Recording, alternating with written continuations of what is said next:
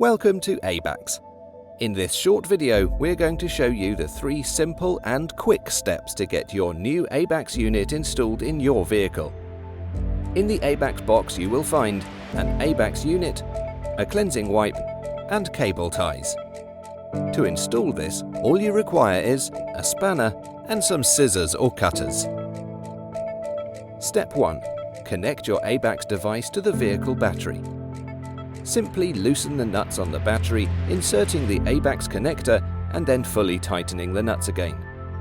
The red wire connects to the positive, red terminal of the battery, and the black wire connects to the negative, black terminal. Step 2. Mount the unit.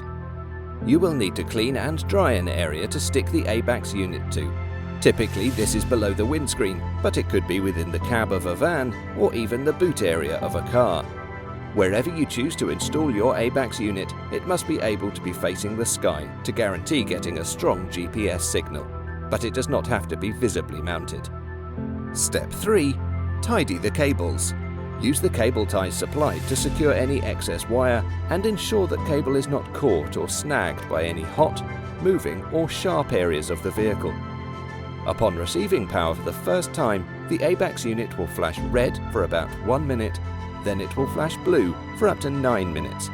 Once the initial setup is complete, the unit will stop flashing. It's as simple as that. The box that the ABAX unit came in has the serial number of the unit printed onto it. We suggest that you make a note of the registration number on the space provided on each box. This is especially important if you are installing multiple units at the same time, as you will need these details to set up your online ABAX account. For more information or additional support, you can look on our website, call our customer service team, or email us. Thank you and enjoy your trips.